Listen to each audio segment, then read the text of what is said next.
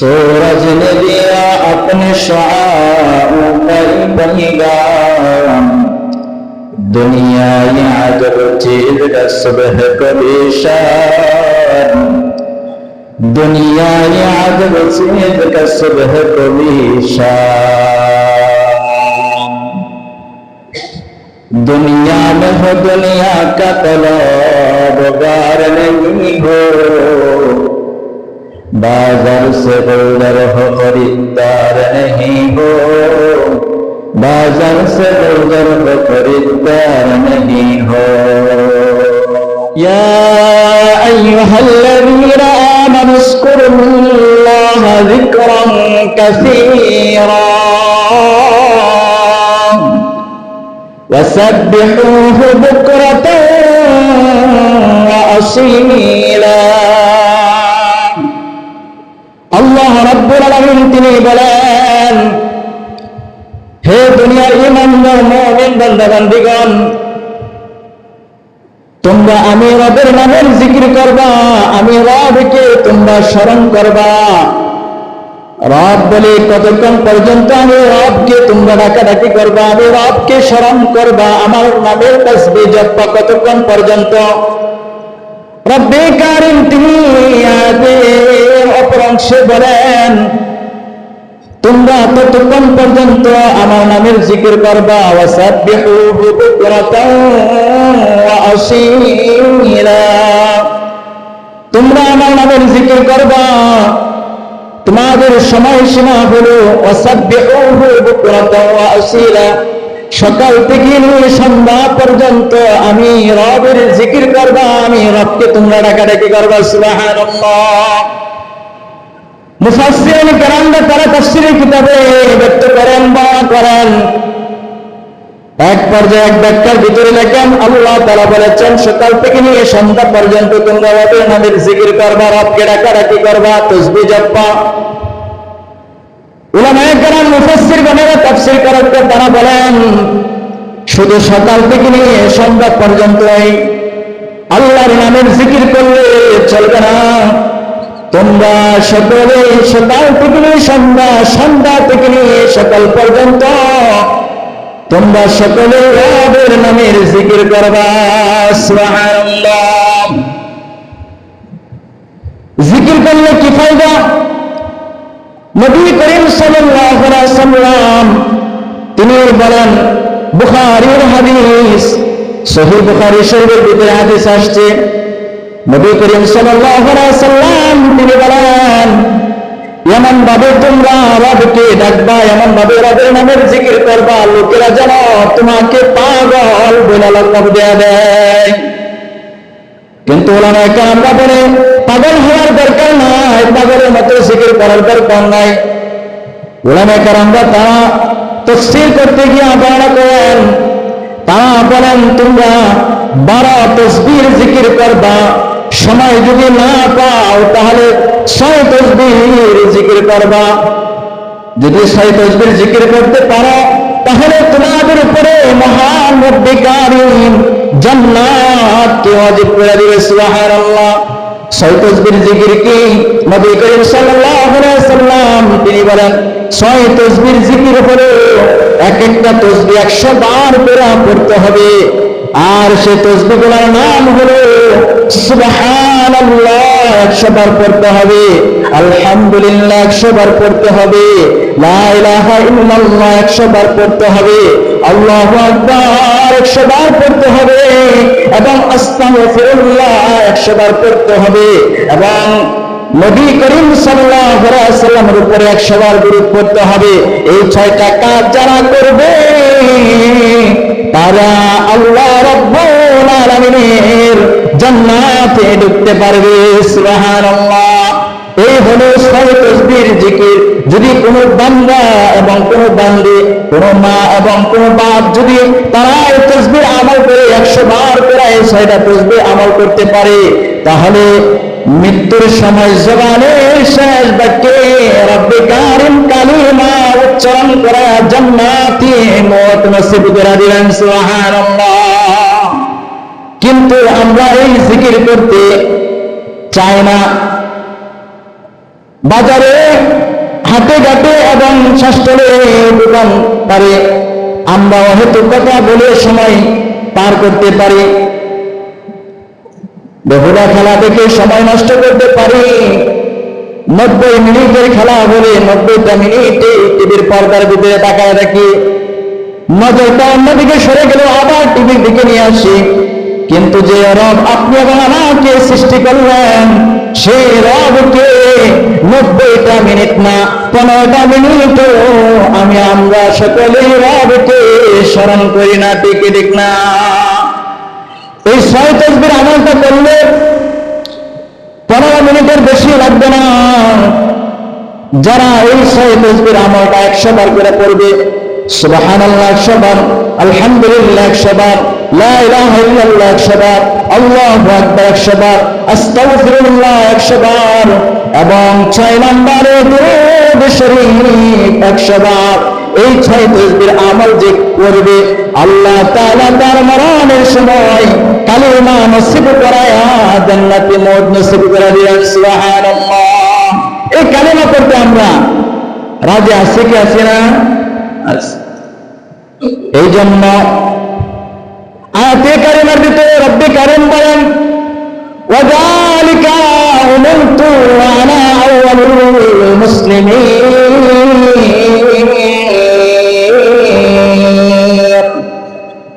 রব্বে কারিম বলেন, হে নবী আপনি উম্মতে মুহাম্মাদীদেরকে জানাবেন আপনি আদিত্য হয়েছেন, আপনি দুনিয়াতে এসেছেন, কি জন্য এসেছেন? রব্বে কারিম বলেন ওয়াযালিকা উমিরতু আনা আউয়ালুল মুসলিমিন, আপনাকে এই জন্যই প্রেরণ করা হয়েছে সর্বপ্রথম যেন আপনি লা ইলাহা ইল্লাল্লাহ, আমি যে এক রব, আমি আমার পরে আর দ্বিতীয় কোন রব নাই, আমি হলাম এক আল্লাহ অদ্বিতীয়, আমি হলাম রহমান আর রহমান কেউ নাই, আমি হলাম গফফার, আসমানের নিচে জমির উপর আর কোনো গফফার নাই, আমি হলাম রহিম, আমার পরে আর কোনো রহিম নাই, আমি হলাম রাজ্জাক, আমার পরে আর কেউ রাজ্জাক নাই, আমি হলাম গফফার, আমি হলাম ক্ষমাশীল, আমার পরে আর কেউ আসমানের নিচে জমির উপরে ক্ষমাশীল হতে পারবে না। সুবহানাল্লাহ। এই জন্য রব্বে কারিম তিনি বলেন ওয়াযালিকা উমিরতু আনা আউয়ালুল মুসলিমিন, হে রাসূল আপনাকে আদিত্য করা হয়েছে, আপনাকে প্রেরণ করা হয়েছে এই জন্য, কি জন্য?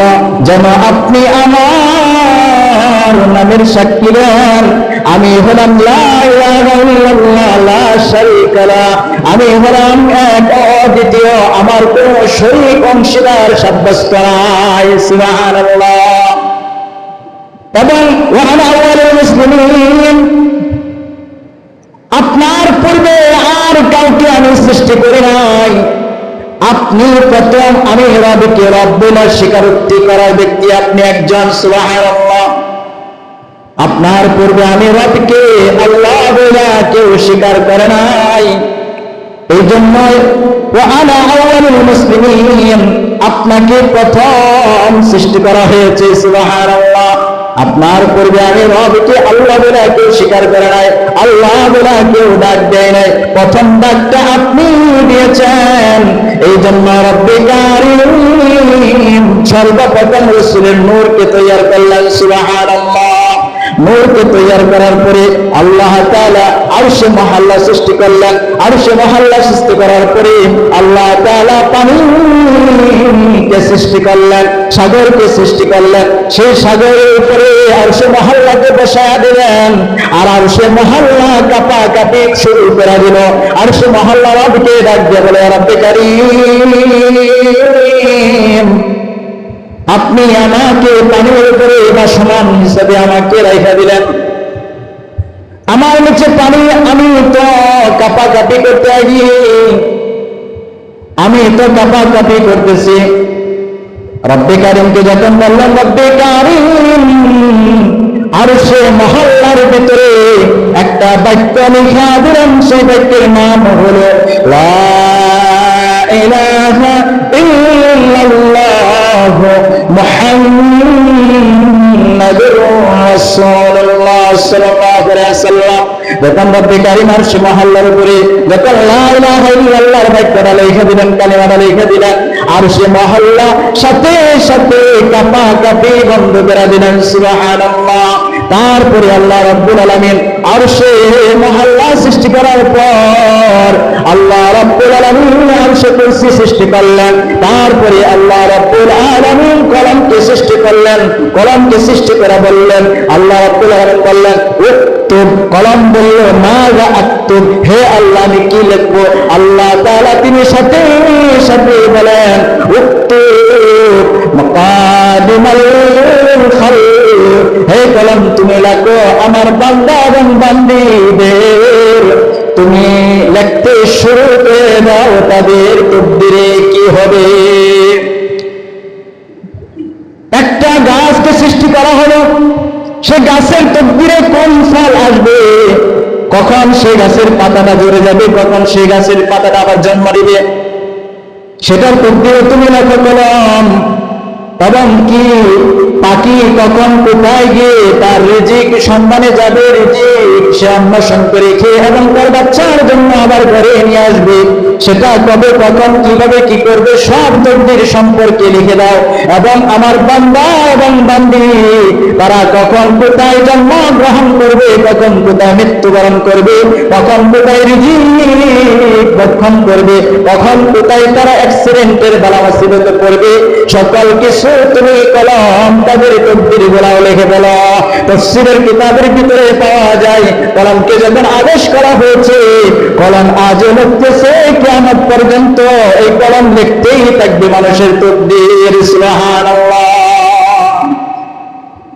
এই তকদির মানুষ কখন বিপদে পড়বে, কখন কার মেয়ে বাচ্চা হবে, কখন কার ছেলে বাচ্চা হবে, কখন কার বাচ্চা হবে না, 4-5 বছর চলে যাবে, 10 বছর 20 বছর চলে যাবে, কার কখন বাচ্চা হবে না, এটা সম্পর্কে তকদির এই কলমটা আরশে মহল্লায় লিখে ফেলেছে। সুবহানাল্লাহ। এবং এই কলম কিয়ামত পর্যন্ত তকদির সম্পর্কে লিখতেই থাকবে, লিখতেই থাকবে। হাদিসের কিতাবে পাওয়া যায় তকদির বদল করা যায় না। আপনি আমার বিপদ সামনে যেটা আছে, বাসা করতে গিয়ে ফুলবাড়িয়া যাব, মাওনা যাব, বাসে উঠছি অথবা অটোতে উঠছি অথবা সিএনজিতে উঠছি অথবা মোটর সাইকেলে আমরা আরোহণ করে যাচ্ছি, পিছন থেকে ট্রাক আইসা দ্রুতগামী ট্রাক আইসা পিছনে রাখলো, এই যে বালা মুসিবত, এটা সম্পর্কেও কিন্তু তকদির লেখা হয়ে গিয়েছে। কিন্তু মুফাসসিরগণরা বলেন, নবী করিম সাল্লাল্লাহু আলাইহি ওয়াসাল্লাম বলেন মানুষের তকদির পরিবর্তন করা যায় না। অ্যাক্সিডেন্ট থাকলে অ্যাক্সিডেন্ট হয়, কিন্তু নবী করিম সাল্লাল্লাহু আলাইহি ওয়াসাল্লাম আবার অপশনও দিয়ে দিয়েছেন, ইল্লা বিদুআইহি, একটাই অপশন আছে, বান্দা যখন দোয়া করবে বেশি বেশি, আল্লাহ তাআলা তার ওই অ্যাক্সিডেন্টটাকে ও বিপদটাকে আল্লাহ তাআলা হটিয়ে দিবেন তার সামনে থেকে। সুবহানাল্লাহ। তকদিরে তাইকে তাকিয়ে দোয়ার কারণে, দোয়ার বদলে আল্লাহ ওই তকদিরকে অন্যদিকে ডাইভার্ট করে দিবেন, অন্যদিকে ফিরে দেবেন। সুবহানাল্লাহ। এই জন্য আমরা দোয়া করতে রাজি আছি তো ইনশাআল্লাহ, সদা সর্বদা দোয়া করতে হবে। এই জন্য মুফাসসিরগণরা তারা বলেন কাসরাতে শুকর শরীয়তে ইসলামের ভিতরে বেশি বেশি করবার আদেশ এসেছে। বেশি বেশি শুকরিয়া আদায় করা, বেশি শুকরিয়া আদায় করলে কি হয়? আল্লাহ তাআলা তিনি বলেন লা ইন শাকারতুম লা আযীদান্নাকুম, বান্দা শুকরিয়া আদায় করবা তোমার নিয়ামতগুলোকে আমি রব্বে কারীম বৃদ্ধি করে দিব, বাড়িয়ে দিব। সুবহানাল্লাহ। আল্লাহ তাআলা আরো বলেন ওয়ালা যিকরুল্লাহি আকবার, সবচাইতে বড় জিকির হলো আল্লাহু আকবার, আল্লাহর নামে তাসবিহ জপা। সুবহানাল্লাহ। নবী করিম সাল্লাল্লাহু আলাইহি ওয়াসাল্লাম হাদিসের ভিতরে, বুখারীর হাদিসের ভিতরে, সহিহ বুখারী শরীফের ভিতরে বলেন আফদালুজ যিকরি লা ইলাহা ইল্লাল্লাহ মুহাম্মাদুর রাসূলুল্লাহ সাল্লাল্লাহু আলাইহি ওয়াসাল্লাম। বুখারীর হাদিসের বর্ণনা, রাসূল করিম সাল্লাল্লাহু আলাইহি ওয়াসাল্লাম তিনি বলেন সবচাইতে আফদাল জিকির, উত্তম জিকির কোনটা? নবী করিম সাল্লাল্লাহু আলাইহি ওয়াসাল্লাম বলেন লা ইলাহা ইল্লাল্লাহ, এই কালিমাটা। সুবহানাল্লাহ। এই কালিমার জিকির আমরা করব তো ইনশাআল্লাহ। যেটা বলেছি 12 তাসবিহ করতে অনেকের কষ্ট হবে, 6 তাসবিহ করতে পারবো। সুবহানাল্লাহ, আলহামদুলিল্লাহ, আল্লাহু আকবার, লা ইলাহা ইল্লাল্লাহ, আস্তাগফিরুল্লাহ, দুরূদ শরীফ, এই 6টা কালেমা 100 বার করে পড়লে 15 মিনিটের বেশি সময় যাওয়ার কথা না। কিন্তু আমরা খেলা দেখতে গিয়ে 90 মিনিট আমরা মাগার শেষ করে দিতে পারি। একটা টেলিভিশনে একটা সিনেমা চললে 2 থেকে 2.5 ঘন্টা কভার করে ফেলতে পারি। ওখান থেকে আর প্রস্রাবের ব্রেক করলেও আর উঠি না, যায় না প্রস্রাব করতে। এটা দেখা যায় কি হয় ফিনিশিংটা, হ্যাঁ এটা বলে বৈশাটা কি চাপ মেরা। কিন্তু যে আল্লাহ আপনাকে এবং আমাকে সৃষ্টি করেছেন, সে আল্লাহ কি ডাক দিলে আল্লাহ খুশি হয়ে যায়। সে নাম বলে আল্লাহকে ডাকবার সময় আমরা পাই না, এমন নিমুখ হারাম আমরা কপাল পোড়া, ঠিক কি ঠিক না? এই জন্য রব্বে কারীম তিনি বলেন, ইয়া আইয়ুহাল্লাযীনা আমানু যকুরুল্লাহা যিকরান কাসীরা, হে মুমিন বান্দা বান্দীরা, তোমরা বেশি বেশি করে যিকরান কাসীরা, আমার নামের জিকির করবা, আমার নামের তাসবিহ জপবা, আমাকে ডাকবা। সুবহানাল্লাহ। কখন থেকে কখন পর্যন্ত ডাকবা? সময় টাইমিং হলো সাব্বিহুহু বুকরাতাও ওয়া আসীলা, সন্ধ্যা থেকে নিয়ে আমাকে সকাল পর্যন্ত ডাকবা, সকাল থেকে নিয়ে আবার সন্ধ্যা পর্যন্ত আমাকে ডাকবা। 24টা ঘন্টায় তোমরা সদা সর্বদা আমি রবের নামের জিকির করবা। সুবহানাল্লাহ। আমাদের আকাবিররা তারা কেমন ছিল? কামরাঙ্গীরচরের, ঢাকা হাজারীবাগ কামরাঙ্গীরচরের একজন আল্লাহওয়ালা সাইকুল হাদিস একজন মুরব্বী আমাদের, তিনি এমন মুরব্বী হয়ে গেলেন, বয়োবৃদ্ধ হয়ে গেলেন, বাথরুমে গেলেও তাকে একজন খাদেম বেরা বেরা বাথরুম পর্যন্ত নিয়ে যেতে হতো। এরকম বৃদ্ধকালে তিনার নাম হলো হাবিবজি হুজুর রাহমাতুল্লাহ আলাইহি। তিনি ওই এরকম বৃদ্ধকালেও তার খাদেমকে বেরা বেরা বাথরুম পর্যন্ত গেলেন, বাথরুমের ভিতরে প্রবেশ করলেন। বাথরুমের ভিতরে প্রবেশ করার পর বাথরুম হাজত সারার পরে আবার বের হয়ে আসলেন। খাদেম বাহিরে বসা, উস্তাদকে দেখে তার ঠোঁট থেকে মুখের ভিতরে থেকে রক্ত চিংড়ি দিয়ে বের হতে লাগলো। খাদেম বলতে লাগলো, উস্তাদ আপনি বাথরুমে গিয়েছেন বলাও আপনার শরীরে কোনো রক্ত ছিল না, মুখে কোনো রক্ত ছিল না, ঠোঁট থেকে কোনো রক্ত বের হয় নাই, কিন্তু আপনি বাথরুম থেকে যখন বের হয়ে গেলেন তখন এই রক্তগুলা বের হওয়া আমি দেখতে লাগলাম। আপনি কি বাথরুমের ভিতরে কারোর সাথে কি আপনি ঝগড়া লেগেছেন কিনা, অথবা আপনাকে কেউ কি আঘাত করেছে কিনা? যখন এই কথা বললো হাবিবজি হুজুর রাহমাতুল্লাহ আলাইহি কামরাঙ্গীরচরে, ঢাকা লালবাগের এদিকে হাজারীবাগের, তিনি বলতে লাগলো বাথরুমের ভিতরে আল্লাহর নাম উচ্চারণ করা বলা যায় না, নিষেধ শরীয়তে ইসলামে। কিন্তু হাফিজ হুজুর রাহমাতুল্লাহ আলাইহি তিনি এমন বয়োবৃদ্ধ ছিলেন, বাথরুমের ভিতরে গিয়াও তিনি কন্ট্রোল করতে পারে নাই, রবকে বলতে পারে নাই। বাথরুমে হাজত ছাড়তেছেন আর আল্লাহর নামের জিকির করতেছেন। কিন্তু তিনি তো বড় আলেম সাইকুল হাদিস আল্লাহওয়ালা মানুষ, তিনি বুঝলেন এটা যদি উচ্চ সুরে কালিমা পড়ি আল্লাহর নামের জিকির করি হয়তো গুনাহ হবে। এই জন্য তিনি দাঁতগুলাকে একবারে চাপা দিলেন, দুই পাশের ধারালো দাঁতগুলা জিহ্বার ভিতরে লাগিয়া, ধারালো দাঁত লাগবার কারণে জিহ্বা কেটে পড়ে গিয়েছে। জিহ্বা পড়ার পরে তিনি বলতে লাগলো, এই ঘটনার পরে আমার রক্ত এই মুখ দিয়ে তুমি দেখেছ। তাহলে দেখেন আমাদের মুরব্বী আকাবিরগণেরা তারা জিকির করতে গিয়ে বাথরুমের সময়টুকু তারা বাদ দেয় নাই। মাসআলা হলো ইচ্ছাকৃতভাবে যদি কোনো ব্যক্তি বাথরুমের ভিতরে জিকির করে তাহলে গুনাহ, আর যদি অনিচ্ছাকৃতভাবে আয়সা পরে কন্ট্রোল করতে পারে না তাহলে গুনাহ নাই। এটা হয়ে যায় অনেক সময়, হয় কি হয় না? এই জন্য আমাদের আকাবিররা তারা সদা সর্বদা জিকির করতেন, তারা জিকিরকে বলতেন না। যারা জিকিরের লজ্জাত, যারা জিকিরের স্বাদ পেয়েছে তারা কখনো ওই সীমান্তবর্তী এলাকার মতো, বড় অঞ্চলের মতো তারা 2 কেজি আড়া পায়া, 5 কেজি আড়া পায়া, তারা 5 প্যাকেট আড়া পায়া, ডাল পায়া, তারা আল্লাহকে বলতে পারে না, তারা খ্রিস্টান হতে পারে না। কিন্তু বিগত বছর গুলাতে দেখা গিয়েছে বড় অঞ্চলে তাদেরকে 2 কেজি 3 কেজি করে আটা দিয়েছে আর ডাল দিয়েছে, তারা মুসলিম থেকে তারা খ্রিস্টান হয়ে গিয়েছে। নাউজুবিল্লাহ। আর যদি তারা আমাদের আকাবিরগণের মতো থাকতো, সাহাবে কেরামদের মতো থাকতো, যে সাহাবে কেরামরা এই কালিমা পড়বার জন্য উমাইয়া ইবনে খালদ বেলাল রাদিয়াল্লাহু তাআলা মুখের জিহ্বার ভিতরে তারাক মেরে দিলেন, 2 হাতে তারাক মেরে দিলেন। আর ওই যে মরুভূমির উত্তপ্ত গরম বালির উপরে বুকের উপরে পাথর চাপা দিয়ে রেখে দিলেন। আপনারা মনে মনে অনুধাবন করেন, ভাবেন যদি কোনো ব্যক্তিকে মরুভূমির উপরে উত্তপ্ত বালির উপরে দুই পাশে দুই হাত কেটে নিয়ে প্যারাগ মেরে জিহ্বার ভিতরে প্যারাগ মেরে বুকের উপরে পাথর দিয়ে গরম বালির উপরে যদি শুয়ে রাখে আপনারা কতকাল থাকতে পারবেন? তারপরেও গেলেন নবী আল্লাহু তাআলা আহাদ আহাদ শব্দটা বলে নাই, আহাদ আহাদ শব্দটা তারপরে বলে নাই। আল্লাহর নামের জিকিরে লাজ্জাতের স্বাদ পেয়ে গিয়েছিল। একটা কথা না বলে শেষ করে দিব। মুসা কালিমুল্লাহ, মুসা আলাইহিস সালাম রে তো সবাই চিনি। বাড়ি তো মনে হয় আমাদের ফুলবাড়িয়া নাকি মিশর। মুসা কালিমুল্লাহ জিনার বাড়ি ছিল মিশর। আল্লাহর পয়গম্বর ছিলেন মুসা, নবী ছিলেন মুসা। তাকে লকব দেওয়া হয়েছে কালিমুল্লাহ। কালিমুল্লাহর অর্থ হলো আল্লাহর সাথে যে কথা বলে তুই পাহাড়ে গিয়া সুবহানাল্লাহ। এই মুসা কালিমুল্লাহ তিনি প্রতিমধ্যে দিয়ে হাঁটে গেলেন। এক পর্যায়ে একটা লোক দেখলেন, সে অসুস্থতার কারণে ওই মাটিতে হামাগুড়ি খাচ্ছে, গড়াগড়ি করতে লাগছে। যে তার অসুস্থতার কষ্টের কারণে মুসা কালিমুল্লাহ তিনি জিজ্ঞাসা করলেন, ভাইজান তোমার কি হয়েছে? তার সারা শরীর অবশ হয়ে গিয়েছিল, শুধু তার জবানটা চালু ছিল, জিকিরটা করতে পারতো, আল্লাহ আল্লাহ লা ইলাহা ইল্লাল্লাহ বলতে পারতো। আর সারা শরীর ব্লক হয়ে গিয়েছিল, নাড়াতে পারতো না। আল্লাহর নামে জিকির তার জবান দিয়ে টুকু বের হয়েছে। মুসা আলাইহিস সালাম যখন আল্লাহর বান্দাকে প্রশ্ন করলেন আপনি কে, তার আগে ওই ব্যক্তি প্রশ্ন করলেন আপনি কে, আপনাকে তো আমি চিনি না। কিন্তু তিনি যে মুসা আলাইহিস সালাম, তার ইচ্ছা ছিল মুসাকে দেখে মৃত্যুবরণ করা, তাকে তো চিনে না।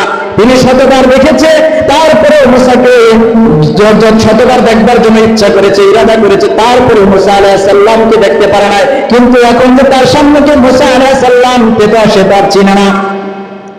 তার অসুস্থতার বর্ণনা করলেন, তাকে জিজ্ঞেস করলেন ভাই কতদিন ধরে তুমি এখানে পড়ে এসেছ, এখানে কতদিন ধরে তুমি এখানে তুমি হামাগুড়ি গাচ্ছ? তিনি বলতে লাগলো আমার বয়স হলো 400 বছর। কত বছর? 400 বছর। আগেকার জামানার সাহাবায়ে কেরামদের নবীদের বয়স ছিল 12, 14, এরকম 15 এরকম বয়স ছিল। সুবহানাল্লাহ। আমাদের হায়াত তো একবার অল্প, হয়তো 150 পর্যন্ত যাওয়ার উপরে যায় না, বেশিরভাগ 70-80-তে গিয়ে শেষ। যখন আল্লাহর বান্দা বলতে লাগবে আমার হাত হলো 40, 400 বছর। 400 বছরের ভিতরে আমি আমার আল্লাহকে আমার এই জবান দ্বারা কোনদিন বলি নাই। আল্লাহকে আল্লাহ বলে বলে আমি গিয়েছি, আল্লাহ নামের স্বাদ আমি পেয়েছি। তাকে বললাম তোমার কি কোনো ইচ্ছা আছে কিনা, তুমি তো মৃত্যুবরণ করবে, আমার হালত হয়ে গেছে তোমার। সে বলতে লাগবে আমার দুইটা ইচ্ছা আছে আমার মৃত্যুবরণ করার পূর্বে। এক নম্বর ইচ্ছা হলো জামানায় শুনেছি মুসা কালিমুল্লাহ আছে, যে তোর পাহাড়ে গিয়ে আল্লাহর সাথে কথা বলে তার সাথে আমি দেখা করে মৃত্যুবরণ করতে চাই। আর পয়গম্বরে মুসা কালিমুল্লাহর সাথে সাথে বলল ভাই আমি হলাম পয়গম্বরে মুসা, তুমি শুকরিয়া আদায় করো আলহামদুলিল্লাহ। 2 নম্বর তোমার ইচ্ছাটা কি মৃত্যুবরণ করার পূর্বে? সে বলতে লাগলো আমার 2 নম্বর ইচ্ছা হলো ঠান্ডা কোমল জাতীয় পানি আমি পান করে মৃত্যুবরণ করতে চাই। মুসা কালিমুল্লাহ তিনি পানি খুঁজতে খুঁজতে একবার এক নদীর তীরে চলে গেলেন। সেখান থেকে পানি আনার পূর্বেই এই দিক দিয়ে আমার আপনার আল্লাহ ওই যে হামাগুড়ি খাওয়া অসুস্থ ব্যক্তিটাকে আল্লাহ রাব্বুল আলামিন জিবরাইলকে বলল যাও যাও জিবরাইল মুসা কালিমুল্লাহ পানি এনে খাওয়ার আগে তাকে মৃত্যুবরণ করার জান কবজ করে ফেলো। মুসা কালিমুল্লাহ পানি এনে দেখলো এই দিক দিয়ে তার জান কবজ হয়েছে, মৃত্যুবরণ করে ফেলেছে। আল্লাহর কাছে সরাসরি আবদার জানালো আপনি বিচার করুন, আপনার কাছে বিচার দায়ের করলাম, আপনি বলে দেন এই যে মৃত্যু ব্যক্তিরা তার ইচ্ছা ছিল ঠান্ডা পানি পান করে মৃত্যুবরণ করবে, আপনি সেই সুযোগটাও দেন নাই, তার জান কবজ করে ফেলেছেন, তার কি দোষ ছিল? আল্লাহ তাআলা সাথে সাথে বলতে লাগলো আরে মুসা আমি তোমার কাছে এই বিচার দায়ের করলাম, তুমি আজকের বিচারে ফয়সালা করবা। এই ব্যক্তিটা যদি 400 বছর হায়াত পাওয়া আমি রবকে ডাকতে পারি, কিন্তু মৃত্যু সজ্জার সময় তোমার কাছে পানি চেয়েছে মুসা, আমি রবের কাছে চাইলে কি আমি দিতে পারতাম না রে? যখন এই কথা বললো এই দিক দিয়ে আমাদের এরকম অনেক কিছু হয়ে যায়, সেরকম পর্যায়ে চলে যায়। আমরা অনেক কিছু কিন্তু আল্লাহর দরবার ছাড়া গিয়ে খাজা বাবার দরবারে চাই কি চাই না? এই জন্য রব্বে কারীম বলেন আলাইহিস সাল্লাহু বিকাফিন আবদা, আমি কি তোমাদের জন্য যথেষ্ট নয়? তোমরা